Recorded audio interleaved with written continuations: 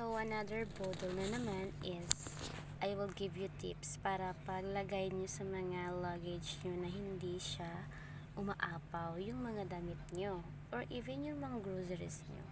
So, ang tip niyan is ilagay nyo siya sa vacuum sealer na luggage. So, para siyang cellophane, tapos ipapump mo lang yung so mag-lessen yung air niya doon sa ilalim, so mag-compact siya. So, dali lang siya mo malagay sa luggage mo papunta dito. So, I will show you this picture po. Kasi yung akin andun sa ibabaw ng maleta. Yung maleta ko guys, andun nilagay namin sa ibabaw ng cabinet. Papakita ko sa inyo ha.